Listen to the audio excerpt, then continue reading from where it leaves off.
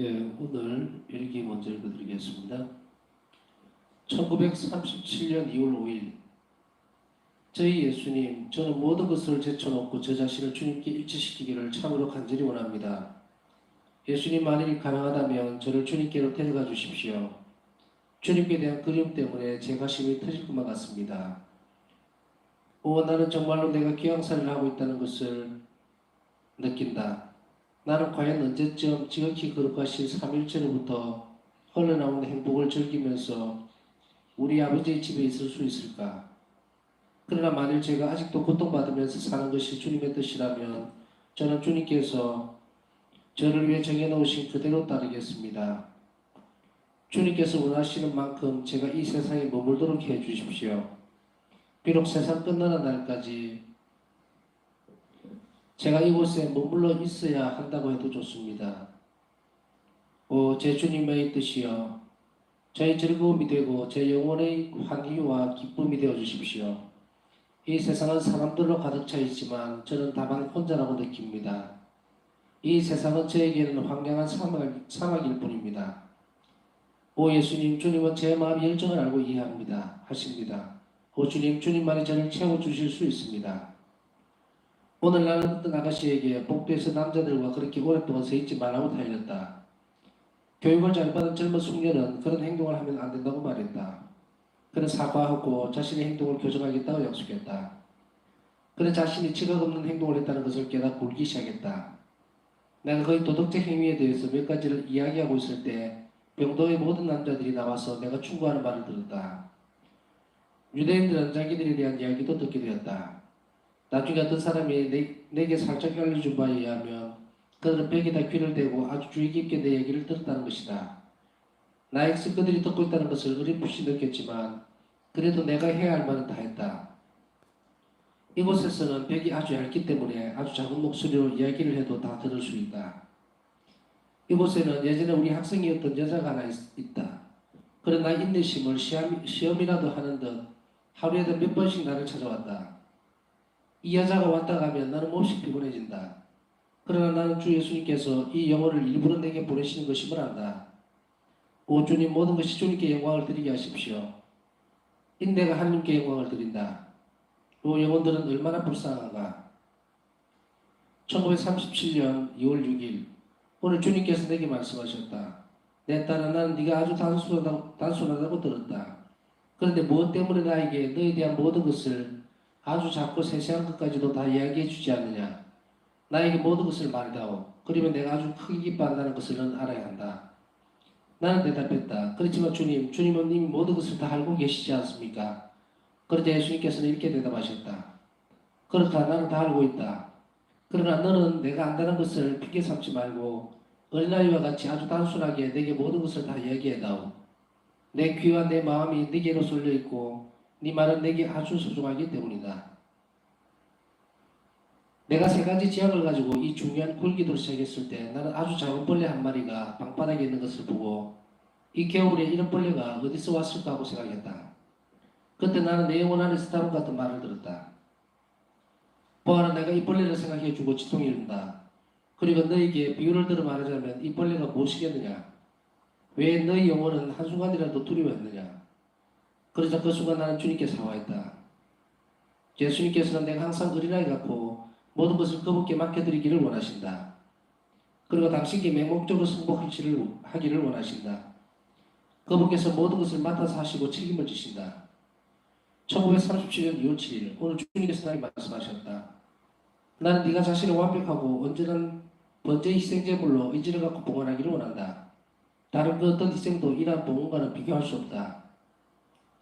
내가 직접 네 생활을 지휘하고 네가 나를 위하여 계속적인 희생을 행할 수 있도록 그리고 네가 항상 내 뜻을 행하도록 모든 것을 안배하겠다. 이 봉헌을 완성하기 위해서 너는 너 자신을 십자가에 못 박힌 나와 일치시켜야 한다. 나는 네가 무엇을 할 수 있는지 알고 있다. 내가 친히 너에게 여러 가지 명령을 내릴 것이다. 그러나 또한 나는 그 일의 수행을 지체시키고 다른 사람들에게 의존하도록 할 것이다. 그러나 장상들이 할 수 없는 것들은 내가 직접 네 영혼 안에서 완수하게 될 것이다. 그리고 네 영혼 안에 가장 깊이 감춰진 곳에서 가장 완벽한 번제 제사가 봉헌될 것이다. 이 완벽한 번제의 제사는 단지 일시적으로 바쳐지는 것이 아니다. 내 딸아 네가 알아야 할 것은 이 완벽한 번제의 제사는 네가 죽을 때까지 계속될 것이라는 것이다. 그러나 아직 시간이 있다. 그러므로 주님이 내가 너희 모든 소원을 다 채워줄 것이다. 나는 살아있는 제병 속에 현존하듯이 네 안에서 즐거워한다. 아무것도 두려워하지 마라. 내가 너와 함께 있다. 오늘 나는 인종하는 사람들이 곁에 가는 것을 금하는 원장 수의 쪽지를 받았다. 그래서 나는 직접 가는 대신에 나의 순명을 죽어가는 사람들에게 보낼 것이다. 그러면 나의 순명이 죽어가는 영혼들을 도와줄 것이다. 그렇게 하는 것이 하나님 뜻이고 나는 그것으로 만족한다. 지금 나 자신이 이것을 제대로 이해하지 못하지만 나중에는 반드시 알게 될 것이다. 1937년 2월 7일 오늘 나는 교황피오 11세와 세 번의 사세들을 위해 더욱 열심히 기도했다. 그분들에게 하나님께서 내게 요구하신 일에 대한 영감을 주시라고 기도했다. 이 일의 시련이 바로 그분들에게 달려있기 때문이다. 오, 교황님의 건강이 호전되고 있다니 나는 정말 행복하다. 오늘 나는 교황님께서 성체대회에서 연설하시는 것을 들었다. 나는 영적으로 그 성체대회에 가서 교황님의 강복을 받았다. 1937년 2월 9일 제2수요일 전 화요일 사역기의 마지막 이틀 동안 나는 죄와 불이 홍수처럼 흘러넘치는 것을 체험했다. 주님께서는 이날 온 세상에서 범해진 죄들을 내가 한순간에 알아보게 해주셨다. 그 끔찍한 죄들을 보면서 나는 무서움에 정신을 잃었다. 그리고 하나님이 무한한 자비를 알고 있었음에도 불구하고 하나님께서 인류를 계속 생존하게 내버려 두시는 것에 놀라지 않을 수 없었다. 그러자 주님께서는 누가 인류의 생존을 지속시키는지를 내게 읽어주셨다. 그것은 선택된 영혼들이었다. 선택된 영혼들의 숫자가 채워지면 이 세상은 더 존재하지 않을 것이다. 이 이틀 동안 나는 보석으로 영성체를 했다. 그리고 주님께 말씀드렸다. 예수님, 저는 오늘 모든 것을 죄인들을 위해서 바칩니다. 주님 정의의 채찍 언제기 휘두르시고 주님 자비의 바다가 불쌍한 죄인들을 감싸게 해주십시오. 그랬더니 주님께서는 나의 기도를 들어주셨다. 많은 영혼들이 주님께 돌아왔고 나는 하나님의 정의의 명예를 지고 고뇌 속에 빠져 있었다.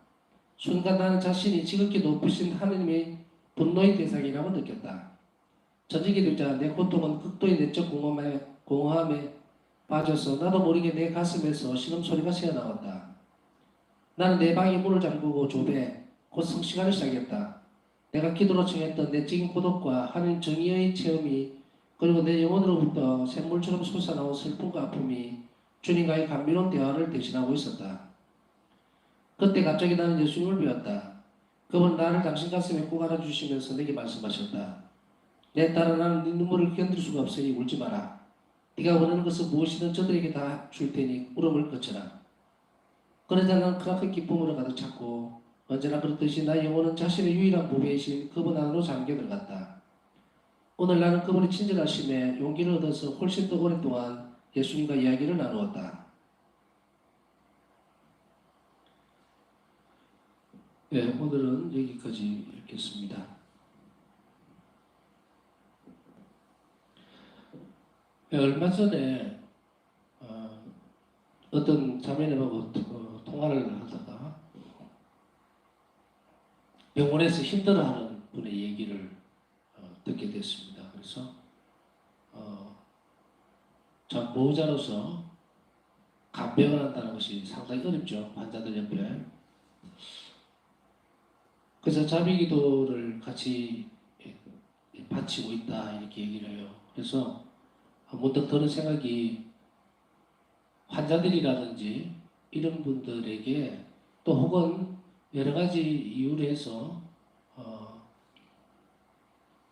파사성의 일기를 읽지 못하는 그런 사람들 뭐 여러 가지 상황이 있을 수 있겠죠. 어떤 분들은 글을 모르는 분도 있을 거고 어떤 분들은 또 병중에 있으면서 책을 읽거나 뭐 이런 게 또 힘든 경우도 있고 어떤 때는 옆에서 자비기도를 받쳐주기도 하지만 일기를 또 읽어줄 수 있으면 참 좋은데 그게 불가능하겠다는 생각이 들어요. 그래서 무슨 말씀을 드리고 싶어 하냐면 지금 일기가 우리가 바울사성의 일기를 통독하면서 넘어가고 있는데 거의 3분의 2 정도가 지금 일기책을 읽었습니다. 3분의 2 정도. 그래서 동영상에 보면 그 팜플렛 이렇게 우리 포스터를 로사리오지 포스터를 이렇게 찍어놓은 곳이 있어요. 동영상으로. 거기에 보면 이제 연락처라든지 또 메일 주소라든지 이런 것이 나와 있으니까 그것을 보시면 되고, 제가 말씀드리고 싶어하는 그 핵심은 뭐냐면, 환자들의 경우에 끊임없이 계속적으로 뭔가를 듣고 있는 것이 참 좋아요. 그런데 그분들이 일기책을 다 읽을 수가 없죠.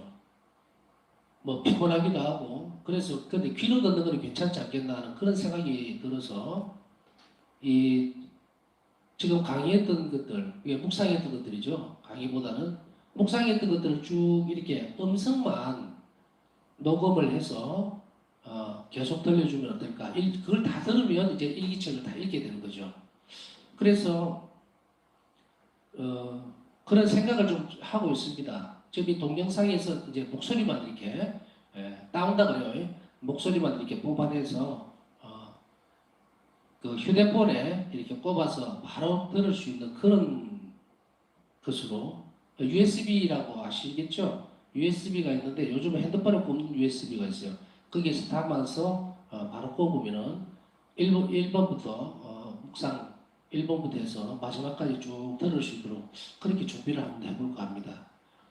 또 어떤 분들은 동영상을 좀 또 원하는 분들도 있을 수 있어요. 그래서 또 그거는 그거대로 또 준비를 하고 이렇게 지금 준비 작업을 한번 해볼까 싶습니다. 근데 필요하신 분들은 이렇게 미리 보내주시면 참 고맙겠다 싶습니다. 메일에다가 보내시면서 거기에다가 어떤 형태의 묵상 자료가 필요하다. 다시 얘기하면 음성으로 된 것, 혹은 동영상으로 된 것, 혹은 CD로 만들어주는 것. 근데 CD는 양이 굉장히 많기 때문에 목소리로 되는 것을 CD에 담을 수가 있을 것 같아요, 한 장에. 그러나 동영상 된 거는 양이 크기 때문에 이거 100 몇십 개, 앞으로 예상하기로는 한 160개 정도가 되지 싶은데 그것을 다 담을 수가 없어요. 그럼 CD가 굉장히 많아지겠죠. 적어도 2, 30장 안 된단 말입니다. 그 작업을 할 자신은 저는 없습니다. 그래서 USB를 중심으로 해서 영상을 볼 건지 동영상으로 해줄 건지 아니면은 목소리만 하는 거, 녹음을 한 걸 그걸 원하는지 그거를 적고 그 다음에 주소를 적어주시면은 제가 가격표를 보내드리겠습니다. 왜냐면은 제가 마냥 원하는 분들에게 공짜로 드렸으면 좋겠지만 그렇지 못하니까 USB를 구입하는 비용만 부용하고 택배비만 받을 겁니다. 다른 거 뭐 어떻게 할 거 아무도 없고 그저 들어주는 것만으로 감사하기 때문에 그렇게 신청을 원하시면 해주시면 제가 그렇게 작업을 할 것 같아요. 아직까지 제 예상으로는 한 2달 정도 우리가 이 묵상을 더 파스터성 일기를 묵상을 더 해야 되기 때문에 지금 해주면 앞에서부터 조금씩 준비를 해야 되는데 사실은 제가 다 해야 돼요. 그렇기 때문에 눈코 뜰 새 없이 적실이 없습니다. 막 그래도 단 한 분이라도 이 일기를 들을 수 있다면 또 병중에 있는 분들이 또 임종을 가까이 있는 그런 분들이 들을 수 있다면 저는 그것으로 족합니다. 그래서 준비 작업을 미리 필요한 분들은 해주시면은 이거는 이제 뭐 USB이기 때문에 요즘은 차에도 다 있단 말이에요. 그래서 차에 꼽아서 들을 수도 있고 뭐 그렇습니다.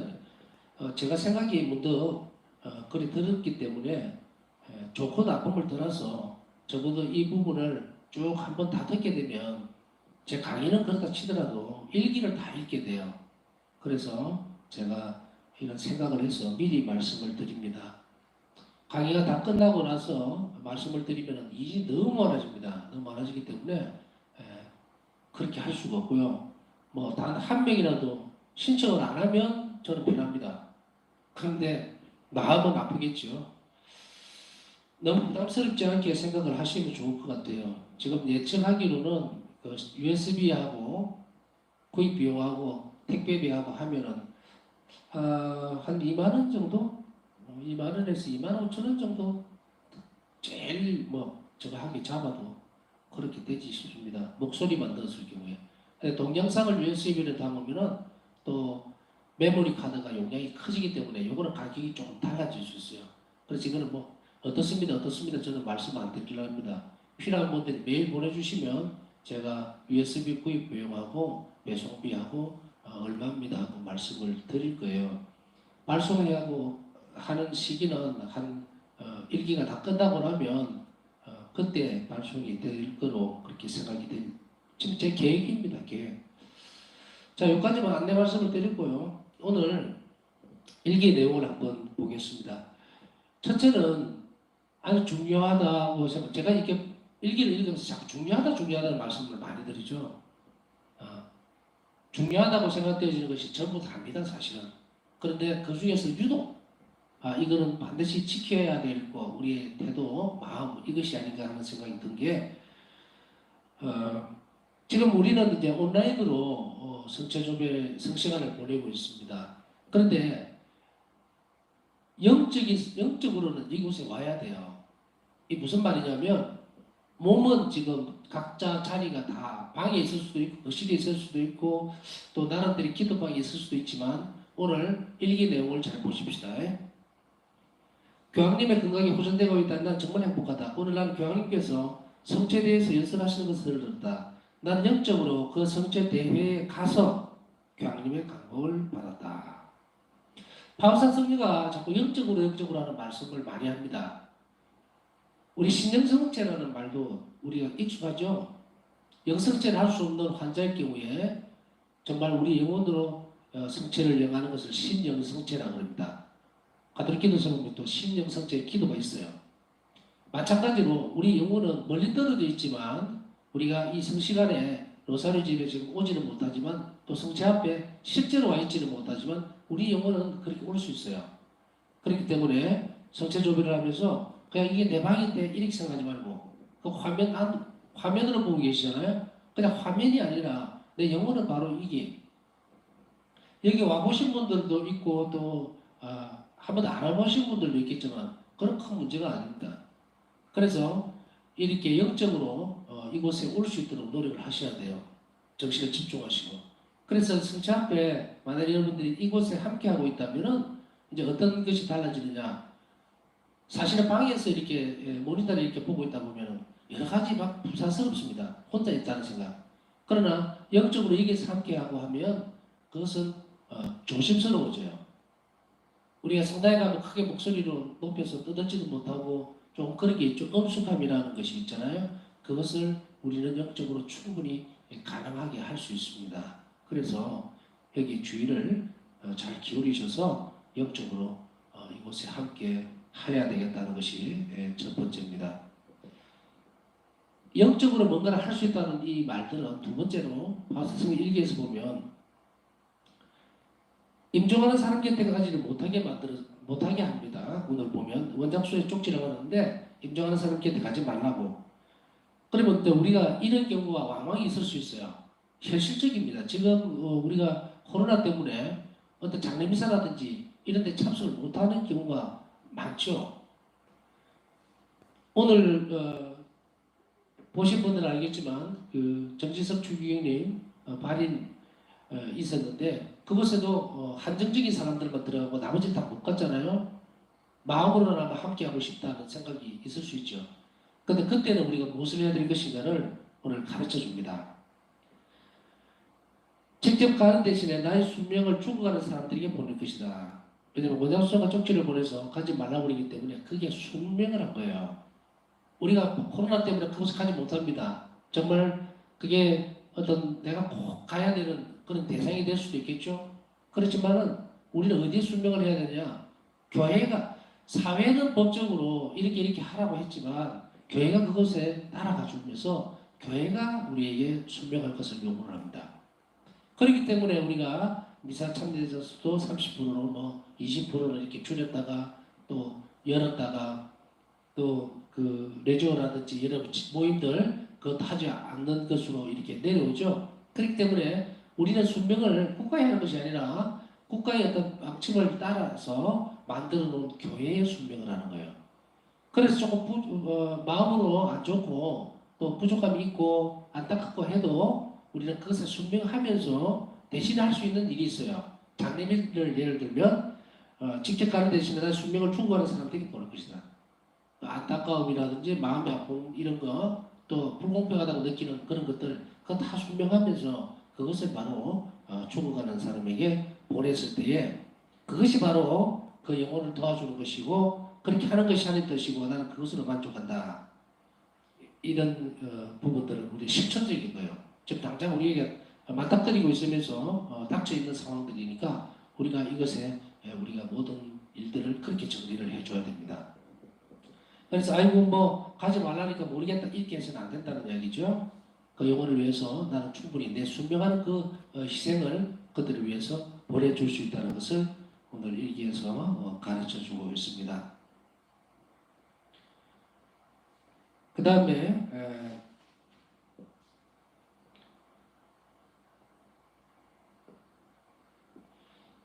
또 세 번째로는 우리에게 있어서 아주 일상적이고 다반사로 일어날 수 있는 일들입니다. 어떤 거냐면 바울사성의 일기에서 이렇게 가만히 보면 사람과 사람 사이의 관계에 대한 부분들 거기에서 예수님의 가르침을 참 많이 접할 수 있게 됩니다.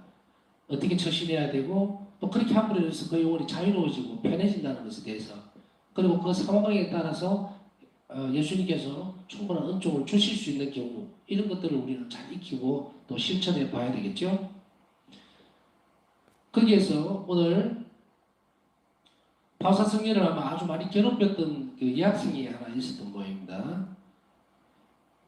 예전에 우리 학생이었다라는 이 말은 뭐냐면 이것을 이해하려면 자매 선거 수용원 안에는 도덕적으로 타락한 여성들을 기숙사가 있었어요. 거기에 머무르는 아이들을 아이들이라기는 좀 크죠. 청소년들 정도 될 거예요. 그 사람들 아가씨도 있고 뭐 여러 가지 뭐 술집에 종사한다든지 도덕적으로 타락했던 그런 사람들을 여자들을 데려다가 기숙생활을 시키면서 재활할 수 있도록 자활이죠. 자활할 수 있도록 우선 뭐 뜨개질이라든지 뭐 이런 걸 가르쳐서 그곳에서 함께 기도하는 그런 기숙사가 있었어요. 그 기숙사에 있던 아이들을 학생이라고 이야기를 했는데 아마 여기 출신이었던 거예요. 있는데 박사 승려에게 하루에도 몇 번씩 찾아와서 얼마나 힘들겠습니까?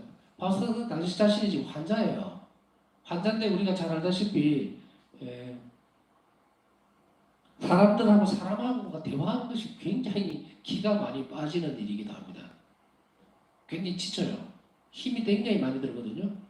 그런데 하루에 몇 번씩 찾아와서 반복적으로 어떤 이야기들을 하고 있으니까 박사 승려는 굉장히 피곤해지고 짜증이 날 만도 한데 예수님께서 넌 어떻게 하실까를 박사 승려는 이렇게 얘기를 하고 있어요.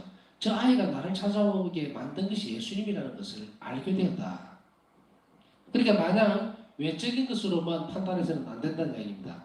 귀찮다, 싫다, 왜 오늘 쟤 때문에 내가 기분이 딱 나쁘다, 오늘 하루 종일 쟤 때문에 시달려야 될까? 이런 쪽에서는 생각 외적인 요인에서만 찾은 것이 아니라 바울사 성령은 분명히 저 아이를 내게 보냈을 때 귀찮지만 분명히 예수님이 보내셨다는 것을 알게 되는데 여기에서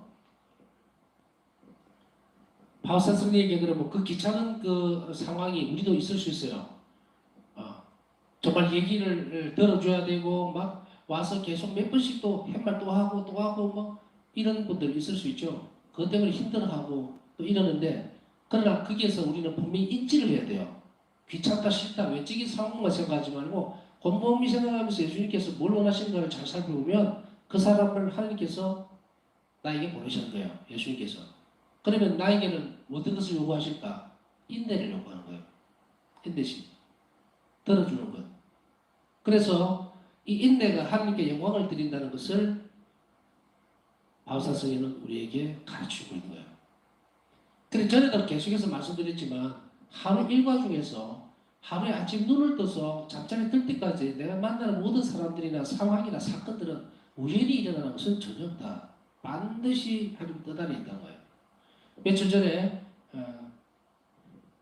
운전을 하고 오다가 미사를 다른 군데에서 봉헌하고 오는 중에 섰어요. 거의 집 가까이 오는 한 3km, 4km 떨어진 곳에 횡단보도에 딱 섰는데 섰는 순간에 무슨 쾅 하는 소리가 나는 거예요. 바로 옆에서. 옆을 내봤더니 정차해 있는 차를 뒤에서 받아버리더라고. 그래서 앞에 받은 차는 완전히 앞에가 본네트가 다 찌그러져 버리고 그다음에 근데 앞에 있는 차는 멀쩡해요. 뒤에 보면 하여간 뭐 자세한 디테일하게 설명할 필요는 없고 쿵 하는 소리가 나면서 그런 상황이 벌어진 거예요. 그 순간에 문득 생각이 그렇구나 하고는 그냥 왔어요. 왔는데 집에 와서 오늘 문득 드는 생각이 저 사고에서 나를 피하게 하신 것이 아닌가. 내 뒤에 들이받았을 수도 있거든요. 같이 턴 중에 있었으니까. 그런데 그걸 우연이라고 생각한다면 아닐 거예요. 우연이라고 생각하고 아이고 그래 뭐 저기에서 일이 일어나겠지라고 하는데 만일에 나에게 오던 것들이 일들이 그렇게 됐다면 그래 다행스럽게도 그 차는 그랜저인데 뒤에 범퍼가 깨끗해요. 그러면 다른 생각할 여지가 많이 있겠죠. 만약에 대형사고가 나서 크게 다쳤으면은 내가 어떻게 생각하겠어? 내한테 할 것이 막아주셔갖고 저렇게 됐구나. 근데 그 피해가 크면 마음이 굉장히 안 좋을 거란 말이에요. 찝찝하고. 그런데 내가 사고를 피했구나라고 하면서도 보니까 큰 사고는 아니어서 그냥 강복을 주고 잘 해결될 수 있도록 기도하고 왔는데 그게 오늘 생각이 나는 거예요. 왜냐하면 오늘 또 다른 사건이 하나 있었습니다. 오늘 강풍이 부는 줄을 모르고 파라솔을 세우려고 이렇게 각이진 언덕 같은 데에서 이걸 딱 꼭 꼽아서 파라솔을 탁 펼쳤는데 강풍이 확 불면서 제가 언덕으로 거의 붙들고 넘어간 거예요. 넘어가는데 그게 떨어지면 정말 크게 다치겠더라고요. 그런데 그걸 놓치면 새로 산 파라솔이 완전히 박살이 나게 생긴 거예요. 성모님상 바로 앞이라서 순간적으로 어머니 도와주세요라고 이야기하면서 이걸 놓칠까? 놔버릴까? 아니면 달려갈까? 넘어지면 그대로 근데 순간적으로 이제 버티고 있으니까 살 때만 부러지고 바로 이게 잡힌 거예요. 바람이 탁 잦아들면서 그래서 아이고 예수님께서 이 위험한 순간에 돌봐주셨구나. 그 생각을 하다 보니까 이제 며칠 전에 그 생각이 나는 거예요. 그때 내가 감사를 드렸던가라고 생각했을 때 뭐 사고 났네 이렇게 했던 거예요. 매 순간에 이런 순간순간 우리가 하나님께 감사드려야 할 것들을 놓치지 않도록 우리는 주의를 기울여야 합니다. 항상 그 전에 며칠 전에 일기에서도 그 말씀 드렸죠. 많은 사람들이 하나님 은혜를 입고도 정말 모른 척한다. 배은망덕한 짓을 한다. 그러니 너는 매 순간에 감사드려야 한다는 그것에 대해서 우리가 묵상을 한번 해봤습니다. 그래서 세 번째로 제가 말씀드리고 싶은 것은 어떤 순간이든 어떤 모양이든 하나님의 안배 안에 있다는 것을 절대로 잊지 말아야 된다. 그 순간이 불행한 일이 될 수도 있고 안타까운 일이 될 수도 있지만 바로 그것을 우리가 하나님의 안배라고 받아들이고 성실하고 인내를 있게 받아들이면 그 불행한 것들이 바뀝니다. 바뀌어요. 제가 늘 강조하는 것이 고통 뒤에는 행복이 있다 그랬잖아요. 영적 선익이 있어요, 만에. 그렇기 때문에 그것이 결론 지어지지는 않습니다. 쭉 가다가 그게 조금 나쁜 것으로 그대로 주저앉아 버리는 경우는 우리가 믿지 않기 때문이나 아버지의 선하심과 그리고 하나님께 의탁하는 정신만 있으면 아무리 내 눈에 보기엔 지금 정말 힘들고 고통스러운 상황이라더라도 그 상황 안에 보배 같은 것이 들어있어요. 매 순간 그렇습니다. 그렇기 때문에 우리가 매 순간 하나님의 섭리와 안배를 믿고 감사드릴 때에 그 기쁨은 더 커지는 것이고 은총은 백화된다는 것을 늘 강조하고 있지 않습니까? 그러니 이런 것들을 우리가 주의 깊게 매 순간 잘 받아들일 필요가 있습니다. 끝으로 이 부분을 오늘 꼭 여러분들이 한번 실천해 봤으면 좋겠다 싶습니다. 왜냐하면 내가 안다는 것을 핑계 삼지 말고 어린아이 같이 아주 단순하게 내게 모든 것을 다 이야기해라. 내 귀와 내 마음이 너에게 쏠려 있고 네 말은 내게 아주 소중하기 때문이다.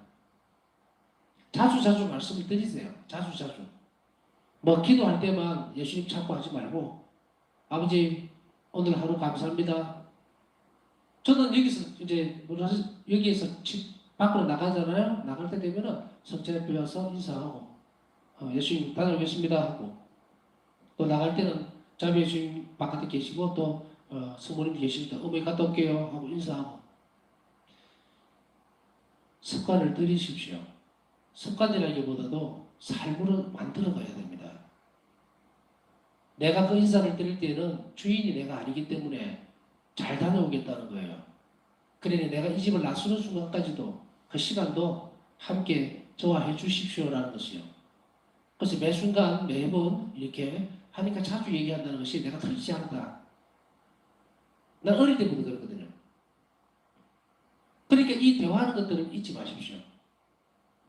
예수님 오늘 그 말씀을 분명히 하고 계시오. 하나님은 다 알고 계시니까. 그렇게 살지 말라는 거예요. 어린아이는 그렇게 안 해요. 쪼글쪼글 하죠. 아주 작고 세세한 것까지도 다 이야기해 주지 않느냐. 나에게 모든 것을 말해다. 그러면 내가 아주 크게 깊게 받는다는 것을 넌 알아야 한다. 알아야 합니다. 내가 아주 작은 것들, 내 마음의 고민들, 고통스러움, 힘든 것들, 매 순간 나에게 일어나는 일들을 주님께 말씀드리고 도움을 청하는 것. 그것을 지금부터 연습해 봤으면 좋겠습니다. 남은 시간 필요한 은총을 청하면서 5월 성모성을 정말 주님 은총, 성모님 은총 안에서 성모님께서 주시는 어머니의 사랑과 은총을 따라서 예수님의 자비를, 하나님의 자비를 더 잘할 수 있는 그런 한 달 성모성을 시작하고 그리고 그 기간 안에 복사한 은총을 주시기를 청했으면 좋겠습니다.